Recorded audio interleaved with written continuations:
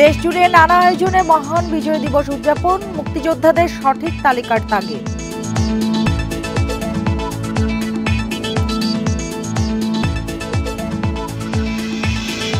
জেলা উপজেলায় বিজয় মেলায় নানা পণ্যের পসরা, আনন্দ উদযাপনে নানা বয়সী মানুষের ভিড়।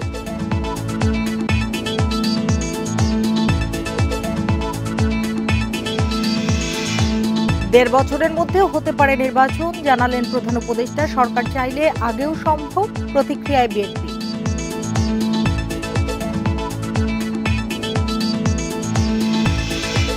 চল্লিশতম বিসিএস এর 25 এএসপি কে শোকজ করেছে সারদা পুলিশ একাডেমি, শৃঙ্খলা ভঙ্গের অভিযোগ।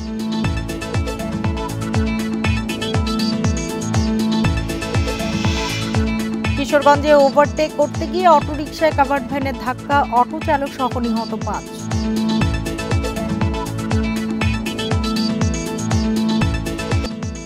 আমন্ত্রণ সমগ্র বাংলাদেশে, আপনাদের সঙ্গে আছি আমি সুমনা সিমি। এতক্ষণ জানাচ্ছিলাম শিরোনামগুলো, এবার জানাবো পুরো খবর। দেশজুড়ে নানা আয়োজনে উদযাপিত হচ্ছে মহান বিজয় দিবস। শ্রদ্ধা ভালোবাসায় শ্রেষ্ঠ সন্তানদের স্মরণ করছে জাতি। জেলা উপজেলায় বিজয়ের অনুষ্ঠানে দেখা গেছে সর্বস্তরের মানুষের ঢল।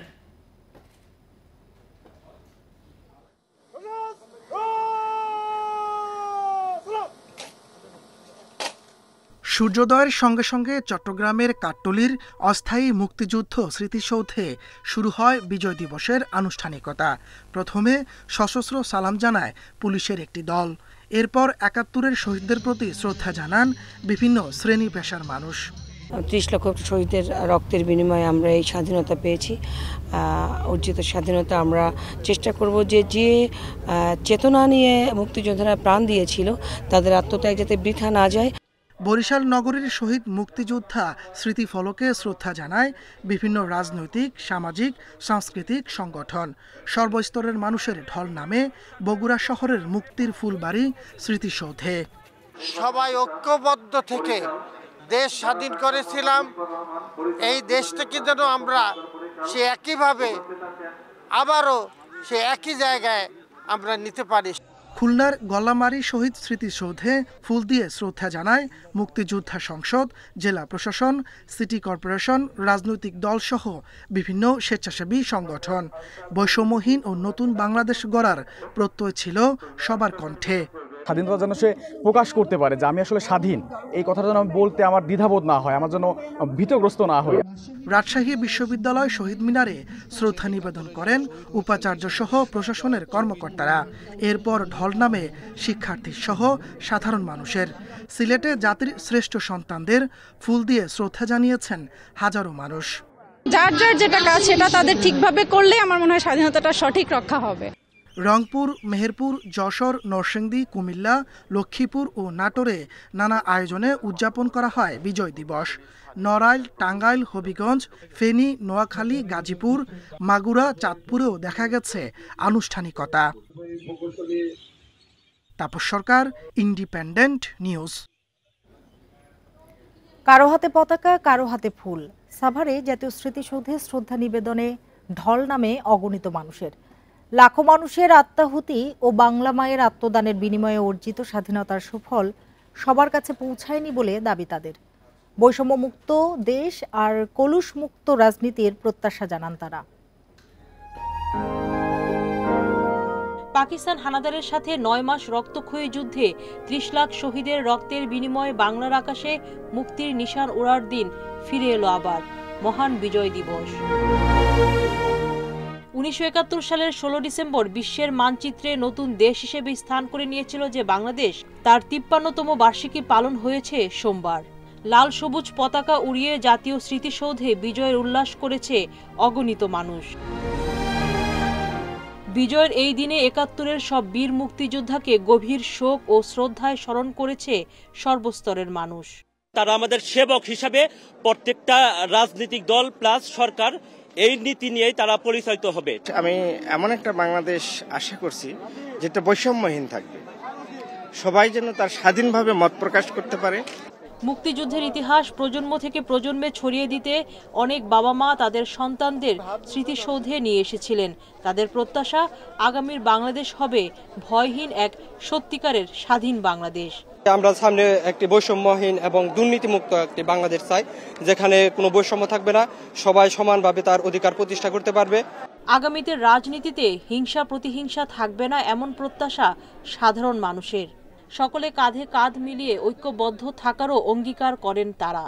53 বছর পর আমাদের এই বাংলাদেশ, সত্যি আজকে খুব আনন্দ লাগছে যে এত সমারোহ, সবাই স্বাধীনভাবে মুক্তভাবে এই স্মৃতিসৌধে পুষ্প অর্পণ করতে আসছে। সফল তো হয়েছি আমরা কিছুটা হলেও, কিছুটা বলবো না, আমরা সফল নাগরিক, এখন আমরা স্বাধীন নাগরিক, সেই স্বাধীনতাই আমরা এখন উদযাপন করছি। বীরের দেশ বাংলাদেশ বিশ্বের বুকে মাথা উঁচু করে সম্মানের সাথে প্রতিষ্ঠা পাবে এই আশা প্রকাশ করেছেন শ্রদ্ধা জানাতে আসা মানুষ। সুলতানা জাহান মিতু, ইন্ডিপেন্ডেন্ট নিউজ, সাভার, ঢাকা। মহান বিজয় দিবস উদযাপনে দেশের বিভিন্ন জায়গায় বিজয় মেলা সহ নানা বর্ণাঢ্য আয়োজন করা হয়েছে। মেলায় স্থান পেয়েছে দেশীয় সব পণ্য। এছাড়া বীর মুক্তিযোদ্ধাদের সংবর্ধনা, কুচকাওয়াজ, ডিসপ্লে সহ নানা কর্মসূচি রয়েছে। এসব কর্মসূচিতে ভিড় করেছেন নানা বয়সী মানুষ। চট্টগ্রামের কাজিরদেউরির পুরাতন শিশু পার্ক মাঠে বিজয় মেলা আয়োজন হয়। শিশু কিশোরদের খেলনা, নাগরদোলা, চলচ্চিত্র প্রদর্শনী সহ নানা আয়োজনে খুশি মানুষ।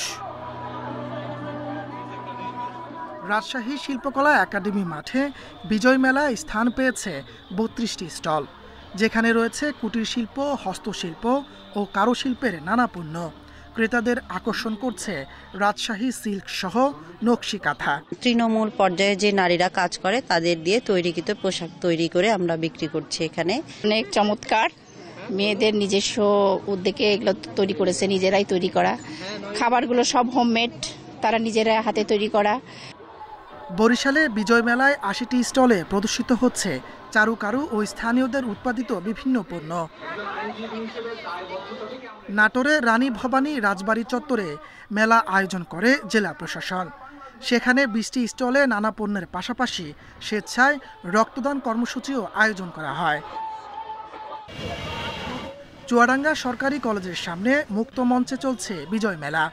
সেখানে স্থানীয় উদ্যোক্তাদের তৈরি বাঙালি কৃষ্টি, ঐতিহ্য, শীতের পিঠাপুলি, পাটজাত সামগ্রী অগ্রাধিকার পেয়েছে। চুয়াডাঙ্গা জেলার যতগুলো উদ্যোক্তা আছে তারা যে কার্যক্রম করে নিজস্ব উৎপাদন করে সে প্রোডাকশন এই মেলায় আমরা উপস্থাপন করেছি। এছাড়া লক্ষ্মীপুরে বিজয় মেলায় দেশীয় সহ নানা পণ্যের পসরা সাজিয়েছেন উদ্যোক্তারা। তাপস সরকার, ইন্ডিপেন্ডেন্ট নিউজ। আগামী বছরের শেষে অথবা 2026-এর প্রথমার্ধে দেশে জাতীয় নির্বাচন অনুষ্ঠিত হতে পারে জানিয়েছেন প্রধান উপদেষ্টা প্রফেসর মোহাম্মদ ইউনূস। বিজয় দিবস উপলক্ষে জাতির উদ্দেশ্যে দেয়া ভাষণে তিনি বলেন, 6টি সংস্কার কমিশনের চেয়ারম্যানদের নিয়ে জাতীয় ঐক্যমত্য গঠন কমিশন প্রতিষ্ঠার কাজ চলছে। সাম্প্রদায়িক রাজনীতির মাধ্যমে জাতীয় ঐক্য নস্যাতের চেষ্টা সফল হবে না বলেও জানান তিনি। আমরা সেই অর্জনকে আমাদের দোষে মহান বিজয় দিবসে দল, মত, ধর্ম, বর্ণ নির্বিশেষে সবাইকে ঐক্যবদ্ধ থাকার আহ্বান জানিয়েছেন প্রধান উপদেষ্টা অধ্যাপক মোহাম্মদ ইউনূস। মহান বিজয় দিবসে সোমবার সকালে জাতির উদ্দেশ্যে ভাষণে তিনি এ আহ্বান জানান। আহতদের আত্মত্যাগ 2025 সালের শেষে অথবা 2026 সালের প্রথমার্ধে দেশে জাতীয় নির্বাচন অনুষ্ঠিত হতে পারে বলে জানান প্রধান উপদেষ্টা। প্রবাসী বাংলাদেশিদেরও প্রথমবারের মতো নির্বাচনে ভোটদান নিশ্চিত করা হবে জানান তিনি। অল্প কিছু সংস্কার করে ভোটার তালিকা নির্ভুলভাবে তৈরি করার ভিত্তিতে নির্বাচন সম্পন্ন করতে হয়, তাহলে 2025 সালের শেষের দিকে নির্বাচন অনুষ্ঠান হয়তো সম্ভব হবে। আর যদি এর সঙ্গে নির্বাচন প্রক্রিয়া এবং নির্বাচন সংস্কার কমিশনের সুপারিশের পরিপ্রেক্ষিতে এবং জাতীয় ঐকমত্যের ভিত্তিতে প্রত্যাশিত মাত্রার সংস্কার যোগ করি, তাহলে অন্তত আরও 6 মাস অতিরিক্ত সময় লাগতে পারে। মোটা দাগে বলা যায় 2025 সালের শেষ দিক থেকে 2026 সালের প্রথমার্ধের মধ্যে নির্বাচনের সময় নির্ধারণ করা যায়। অধ্যাপক ইউনূস জানান, 6টি সংস্কার কমিশনের চেয়ারম্যানদের নিয়ে জাতীয় ঐক্যমত্য গঠন কমিশন প্রতিষ্ঠার কাজ চলছে। আগামী জানুয়ারিতেই ঐক্যমত্য গঠন কমিশন কাজ শুরু করতে পারে বলেন তিনি। এর কাজ হবে রাজনৈতিক দল সহ সকল পক্ষের সঙ্গে মতামত বিনিময় করে যে সমস্ত বিষয়ে ঐকমত্য স্থাপন হবে সেগুলো চিহ্নিত করা এবং বাস্তবায়নের জন্য সুপারিশ করা। প্রধান উপদেষ্টা বলেন, শ্বেতপত্র প্রণয়ন কমিটির তথ্য বলছে বিগত সরকারের আমলে বার্ষিক উন্নয়ন ব্যয়ের প্রায় অর্ধেক টাকাই লুটপাট হয়েছে। বিদেশে পাচার করা টাকায় গোলযোগ সৃষ্টি করে ফেসিবাদীরা আবার ক্ষমতায় ফেরার চেষ্টায় আছে, জানান তিনি। পাচার করা এই সীমাহীন অর্থ এখন আবার দেশে গোলযোগ সৃষ্টি করে তারা এদেশে ফিরে আসার সুযোগ সৃষ্টির কাজে ব্যয় করছে। প্রফেসর ইউনূস জানান, জুলাই গণহত্যায় জড়িত সবার বিরুদ্ধে আন্তর্জাতিক অপরাধ ট্রাইব্যুনালে মামলা হবে। আসন্ন রমজানে নিত্যপণ্যের সরবরাহ ও দাম সহনীয় রাখতে ব্যবসায়ীদের সঙ্গে কাজ করছে সরকার, জানান তিনি। কঠিন, কারণ এই বিষয়ক আইন। Hasif Mahmud Shah, independent news, Dhaka. দায়িত্ব নেওয়ার পর নির্বাচনের সময় নিয়ে প্রধান উপদেষ্টার বক্তব্যকে স্বাগত জানিয়েছে বিএনপি, তবে সরকার আন্তরিক হলে আরও আগেই নির্বাচন দেওয়া সম্ভব বলে মন্তব্য করেছেন দলের স্থায়ী কমিটির সদস্য খন্দকার মোশাররফ হোসেন। আর সরকার সুষ্ঠু নির্বাচন দিয়ে জনগণের কাছে ক্ষমতা হস্তান্তর করবে এমন প্রত্যাশা জানিয়েছেন কমিটির আরেক সদস্য মির্জা আব্বাস। সকালে বিজয় দিবস উপলক্ষে শহীদ রাষ্ট্রপতি জিয়াউর রহমানের সমাধিতে শ্রদ্ধা জানাতে এসে সব কথা বলেন বিএনপি নেতারা। রাষ্ট্রের সংস্কার প্রসঙ্গে মির্জা আব্বাস বলেন, সংস্কার যুগ যুগ ধরেই চলবে, সময়ের চাহিদায় সংস্কার করতে হবে। বিএনপি ক্ষমতায় যেতে নয়, সাধারণ মানুষের অধিকার আদায় করতে চায় বলেন তিনি। স্থায়ী কমিটির আরেক সদস্য সালাউদ্দিন আহমেদ বলেন, নির্বাচন নিয়ে শুধু ধারণা দেওয়া যথেষ্ট নয়, দিন তারিখ সহ নির্বাচনের সুনির্দিষ্ট রোডম্যাপ তুলে ধরতে সরকারের প্রতি আহ্বান জানান তিনি।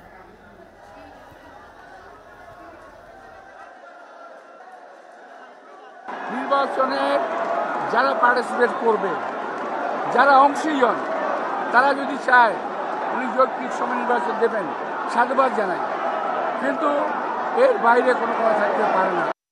আমি মনে করি আরো আগে এই নির্বাচন করা সম্ভব যদি এই সরকার আন্তরিক থাকে। কোন একটি সরকারের পক্ষে একটা নির্দিষ্ট টাইমের মধ্যে সংস্কারের সব ইস্যু সমাধান সম্ভব না।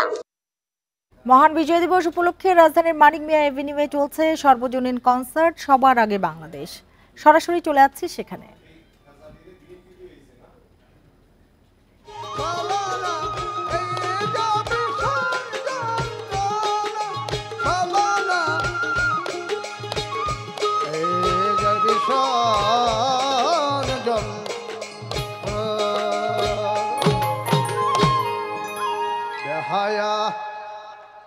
মনটা লয়া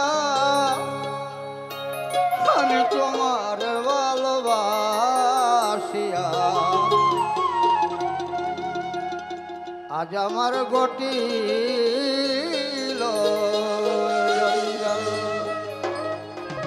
থ্যাংক ইউ। একটা করতালি হয়ে যাক আমাদের সকলের ভালোবাসার চিশতি বাউলের জন্য। বাংলার গান, বাংলার টান আর ভালোবাসা, এই নিয়ে তো আমাদের জীবন। আর তাই তো আমরা সবাই মিলে আরো একবার বলতে চাই, সবার আগে ভালোবাসি। এত আস্তে। আচ্ছা, ডান দিকে তো আমাদের অনেক অডিয়েন্স হয়ে গেছে, রাস্তা ব্লক। আর যারা ওই সবুজ রঙের বাসগুলোতে আছেন, চলেন একবার একসাথে বলি, ভালোবাসি সবার আগে। আজ 16 ডিসেম্বর মহান বিজয় দিবস, এবং বিজয় দিবসের সবচেয়ে বড় উদযাপনে উপস্থিত আমরা সবাই। আমরা আছি মানিক মিয়া এভিনিউতে, সেলিব্রেশন অফ ভিক্টরি সবার আগে বাংলাদেশ কনসার্টে। অনেক অনেক শিল্পীরা পারফর্ম করেছেন এবং আরও অনেক শিল্পী পারফর্ম করবেন। রয়েছে 8টি ব্যান্ড যারা অপেক্ষা করছে পারফর্ম করবার জন্য, এবং আপনাদের সবার সহযোগিতায় আমরা এগিয়ে নিয়ে যাচ্ছি আমাদের কনসার্ট। আমরা সবাইকে আবার অনুরোধ করছি, সুস্থভাবে আপনাদের নিজেদের সুরক্ষা নিশ্চিত করে আপনারা আজকে এই কনসার্ট উপভোগ করবেন।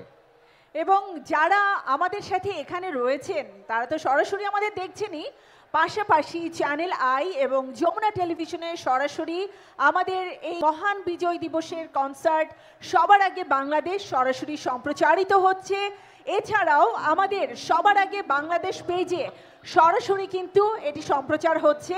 আপনারা যারা দেখছেন অবশ্যই বেশি বেশি করে শেয়ার করে দেবেন, যেন সারা বাংলাদেশের মানুষ দেখতে পায় একযোগে। আচ্ছা, অনেকক্ষণ মান অভিমানের কথা হয়ে গেল। এরপরে যদি বলতে হয় যে দিয়েছি তোকে দিল দিল দিল, তোকে ছাড়া বাঁচা মুশকিল, এটা কি আমি বলবো? রাফসারকে বলবো আজকে? বলবো? আমার মনে হয় অডিয়েন্সের সবাই বলুক। এরপরে কাকে ডাকছে আমরা? নামটা শুনে একটু জোরে, শুনতে পাচ্ছি না, জোরে বলেন। এরপর আমরা এমন একজন শিল্পীকে মঞ্চে ডাকতে যাচ্ছি যার গানে আপনারা সবাই হাসেন, কাঁদেন, সব রকমের ইমোশন আমরা যার গানে ফিল করি এবং যার গান শুনতে শুনতে আসলে রাতে অনেকের ঘুম হারাম হয়ে যায়, আবার অনেকের ঘুম চলেও আসে। অ্যান্ড বর্তমান প্রজন্মের মানে হার্ট থ্রব ক্রাশ যাকে বলা হয়, সে আর কেউ নয়, আমাদের সবার প্রিয় ইমরান মাহমুদুল। মঞ্চ থেকে নিচ্ছি ইমরানকে, সবাই জোরে একটা তালি ইমরানের জন্য। হ্যালো, চোখ চোখ ইনিয়ারে নাই সামিম ভাই, ইনিয়ারটা দিতে হবে। হ্যালো, চোখ চোখ চোখ হ্যালো, চোখ হ্যাঁ, হ্যালো চোখ, হ্যালো চোখ চোখ, হ্যাঁ পাইছি পাইছি, ঠিক আছে। হ্যালো চোখ চোখ।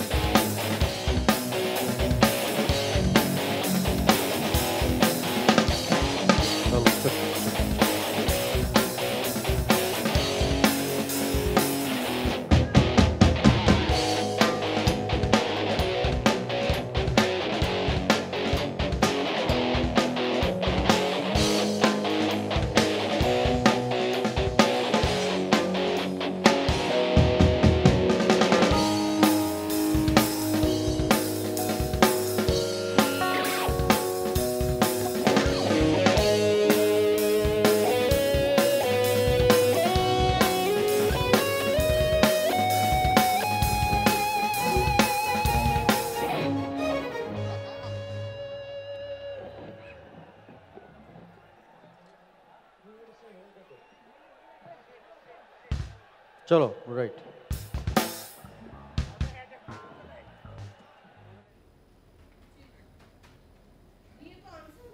মানিক মিয়া এভিনিউয়ে চলছে সর্বজনীন কনসার্ট, সবার আগে বাংলাদেশ। আমরা এতক্ষণ সেখানেই ছিলাম, চলে যাচ্ছি পরের খবরটিতে।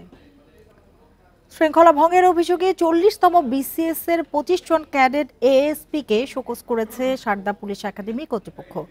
পুলিশ সদর দপ্তরের মিডিয়া ইউনিটের এআইজি এনামুল হক সাগর বিষয়টি নিশ্চিত করেছেন। তিনি জানান, 26শে নভেম্বর প্রশিক্ষণ চলাকালে দৌড় না দিয়ে এলোমেলোভাবে হাঁটতে থাকেন তারা। প্রশিক্ষক তাদের দৌড়াতে বললেও তাতে কর্ণপাত করেননি, উল্টো কটূক্তি করেন ক্যাডেটরা।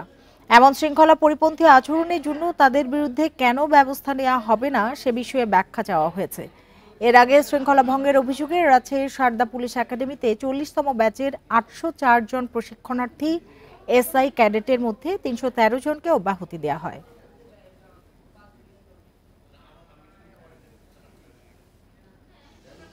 কিশোরগঞ্জে দুটি কাভার্ড ভ্যানের গতির প্রতিযোগিতায় প্রাণ গেল অটোরিকশার 5 আরোহীর।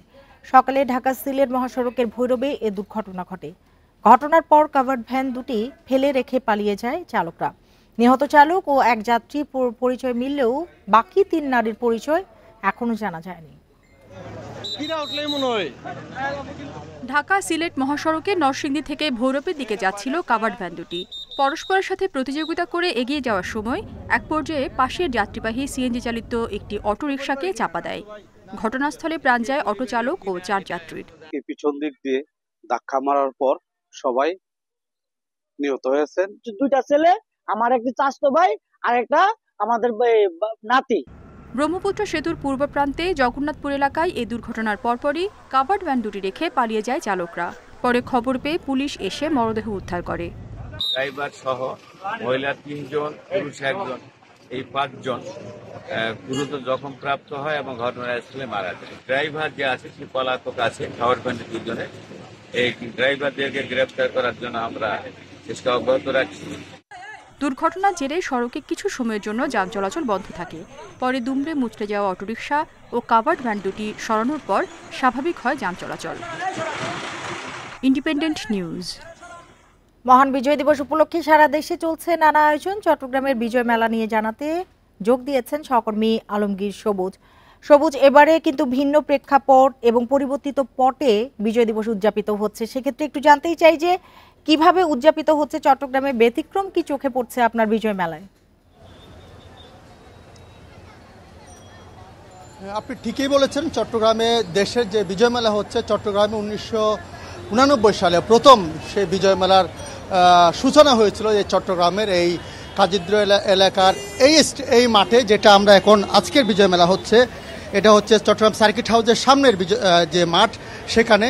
এরপর আসলে যে অনেক দিন পরে যখন মানুষের সংখ্যা বেড়েছে, ব্যাপ্তি বেড়েছে, এরপরে এই পার্শ্ববর্তী আজিজ স্টেডিয়ামের যে আউটার স্টেডিয়াম আছে সেখানে মেলা স্থানান্তরিত হয় এবং মেলার সময় কারো 30 দিন হয়ে যায়, 1 মাস ব্যাপী বিজয় মেলা হয়েছে। এবং চট্টগ্রাম থেকে দেখে আসলে সেই ধারাবাহিকতায় পুরো বাংলাদেশে ছড়িয়ে পড়ে মুক্তিযুদ্ধের বিজয় মেলা। কিন্তু এই বছর আসলে নতুন করে আবার এই মাঠে, যে 1989 সালে যে মাঠে বিজয় মেলার সূচনা হয়েছিল, সেই মাঠে এবার বিজয় মেলা হচ্ছে এবং খুব স্বল্প পরিসরে 6 দিন মাত্র, 6 দিনের জন্য এই বিজয় মেলা হচ্ছে এবার।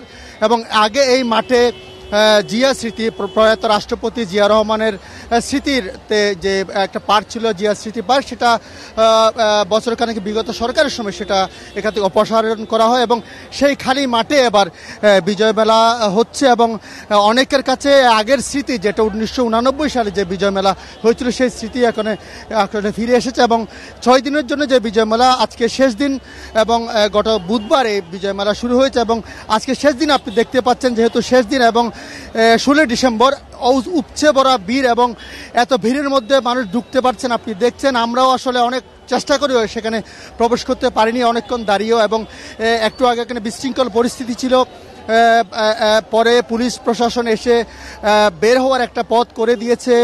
কিছুটা ভিড় কমলেই এখন আসলে বেলা বাড়ার সাথে সাথে ভিড় বাড়ছে এবং একটু পরে আরও বেশি ভিড় হবে, যেহেতু সন্ধ্যার পরে মূল ভিড়টা হয়। এবং গতকাল আমরা দেখেছি এই মেলাকে কেন্দ্র করে চট্টগ্রামের এই কাজিদ্রের আশেপাশে 1-2-3 কিলোমিটার যানজট ছিল এবং প্রচুর মানুষ ছিল, গাড়ি ছিল না, মানুষ অনেক অস্বস্তি ভোগান্তিতে পড়েছে এবং আজকে সেটা আরও বেশি হবে বলে মনে হচ্ছে। এবং আমরা দেখেছিলাম আইন শৃঙ্খলার এবং শৃঙ্খলার কিছুটা ঘাটতি আমরা দেখতে পাচ্ছি এবং মানুষের মধ্যে আমরা দেখেছি অনেকে শিশু নিয়ে এসেছেন, তারা অনেক বিপাকে পড়েছেন এবং দুর্ঘটনা ঘটার একটা আশঙ্কা তৈরি হয়েছে। আমরা দেখেছি অনেকে না ঢুকে বাচ্চা নিয়ে চলে যেতে আমরা দেখেছি এবং অনেকে পুলিশ প্রশাসনকে অনুরোধ করতে দেখেছি যাতে বের হওয়ার এবং প্রবেশের 2টা পথ করার জন্য তারা আহ্বান জানাচ্ছেন। আমরা দেখছি যে সেটা পুলিশ চেষ্টা করছে, তবে সেখানে আমরা যেটা আগে ঢুকে যেটা দেখেছি, সেখানে বেচা বিক্রি চলছে, নানা ধরনের পশানি সাজিয়ে মানুষ বসেছে এবং চট্টগ্রামের মানুষ সাধারণত মেলা পাগল এবং এই মেলাকে তারা কোনোভাবে মিস করতে চাইছেন। এই কারণে নারী পুরুষ এবং তরুণ এখানে মেলায় ছুটে আসছেন এবং আজকে শেষ হওয়ার কথা থাকলে আমরা শুনেছি এটা আর 2 দিন বাড়াবে বলে আমরা শুনেছি, সেটা এখন নিশ্চিতভাবে কিছু বিজয় দিবসের উদযাপনের খবর জানাচ্ছিলেন সহকর্মী আলমগীর সবুজ। নারায়ণগঞ্জে স্মৃতিস্তম্ভে ফুল দেয়াকে কেন্দ্র করে বিএনপির 2 গ্রুপের সংঘর্ষে 10 জন আহত হয়েছে। সকালে সোনারগাঁওয়ে বিজয় দিবসে শ্রদ্ধা নিবেদনের সময় এ সংঘর্ষ হয়। পুলিশ জানায়, উপজেলা প্রশাসনের শ্রদ্ধা নিবেদন শেষে ফুল দিতে যান বিএনপির নেতাকর্মীরা। এ সময় সোনারগাঁ থানা বিএনপির সভাপতি আজহারুল ইসলাম মান্নান ও বিএনপির সাবেক মন্ত্রী রেজাউল করিমের সমর্থকদের মধ্যে শুরু হয় ধাওয়া পাল্টা ধাওয়া। এক পর্যায়ে তারা ইট পাটকেল নিক্ষেপ করে, এতে উভয় পক্ষের অন্তত 10 জন আহত হয়। পরে পুলিশ গিয়ে পরিস্থিতি নিয়ন্ত্রণে আনে। আহতদের মধ্যে একজনের অবস্থা গুরুতর হওয়ায় তাকে ঢাকায় পাঠানো হয়েছে। ঝিনাইদহের কোটচাঁদপুরে শহীদ মিনারে ফুল দেয়া নিয়ে অব্যবস্থাপনার ক্ষোভের মুখে পড়েন উপজেলা নির্বাহী কর্মকর্তা। এই সময় সাধারণ মানুষের বিক্ষোভের মুখে ফুল না দিয়েই ফিরে যান তিনি। স্থানীয়রা জানায়, উপজেলা প্রশাসনের দেয়া আমন্ত্রণ পত্রে সকাল 8টায় শহীদ মিনারে ফুল দেওয়ার কথা উল্লেখ ছিল। নির্দিষ্ট সময় বিভিন্ন রাজনৈতিক দল ও সংগঠনের মানুষ উপস্থিত হলেও ইউএনওকে সেখানে পাওয়া যায়নি। প্রায় 1 ঘন্টা পর ইউএনও ঘটনাস্থলে এলে ক্ষুব্ধ হয়ে ওঠে সাধারণ মানুষ। এ সময় তার গাড়ি লক্ষ্য করে ইট ছোড়া হলে ভেঙে যায় গাড়ির সামনের কাঁচ। পরে ক্ষোভের মুখে ফেরত যান তিনি। সকাল 10টার দিকে সেনাবাহিনীর নিরাপত্তায় শহীদ মিনারে এসে পুষ্পস্তবক অর্পণ করেন ইউএনও।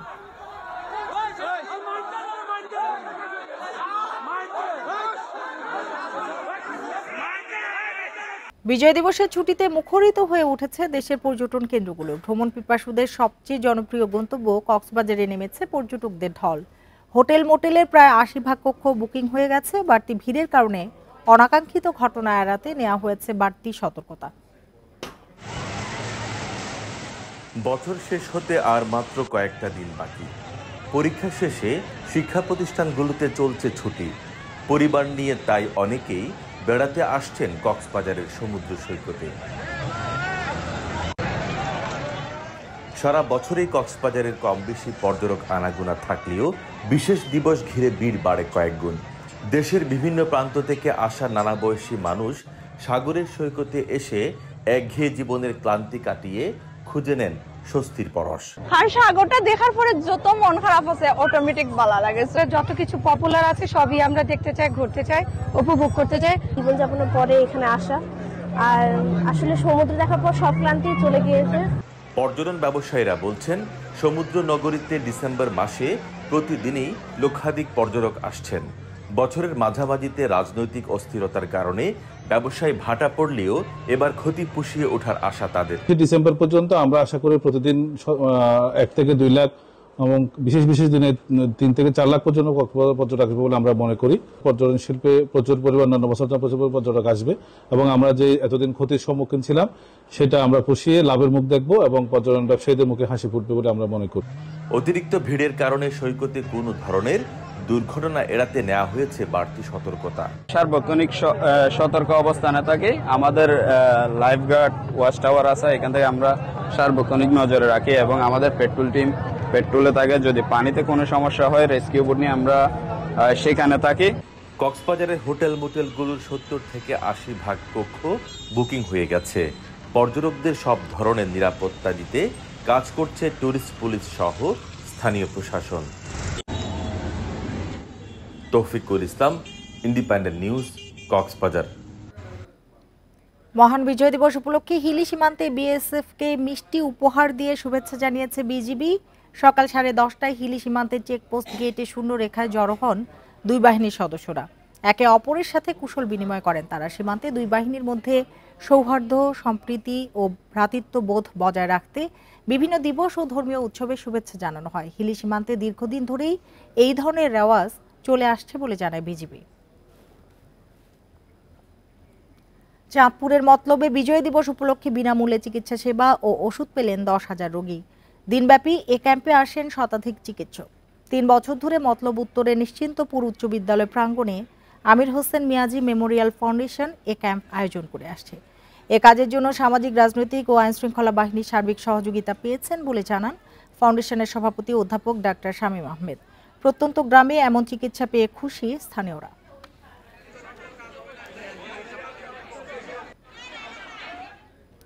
শরীয়তপুরের নড়িয়ায় যুবলীগ নেতার বাড়িতে তল্লাশি চালিয়ে দেশীয় অস্ত্রসহ এক নারীকে আটক করেছে পুলিশ। সকালে উপজেলার চান্দনী এলাকার আলী হোসেন মোল্লার বাড়িতে এ তল্লাশি চালায় নড়িয়া থানা ও ভোজেশ্বর ফাঁড়ি পুলিশ। আলী হোসেন মোল্লা ভোজেশ্বর ইউনিয়নের 5 নম্বর ওয়ার্ডের যুবলীগের সাবেক সভাপতি বলে জানিয়েছে পুলিশ। ভোজেশ্বর ফাঁড়ির এসআই মোহাম্মদ হারুন জানান, চান্দনী এলাকার আলী হোসেনের বাড়িতে বিজয় দিবসের অনুষ্ঠান হচ্ছে এমন সংবাদ পেয়ে সেখানে যায় পুলিশ। তাদের দেখে এক ব্যক্তি দেশীয় অস্ত্র নিয়ে দৌড়ে পালায়। পরে আলী হোসেনের বাড়িতে তল্লাশি করে রামদা, তলোয়ার, ছুরি সহ 7টি দেশীয় অস্ত্র উদ্ধার করা হয়। পরে আলী হোসেন মোল্লার স্ত্রী শাহনাজ বেগমকে জিজ্ঞাসাবাদের জন্য আটক করা হয়। জিজ্ঞাসাবাদের জন্য তাকে নড়িয়া থানায় নেওয়া হয়েছে।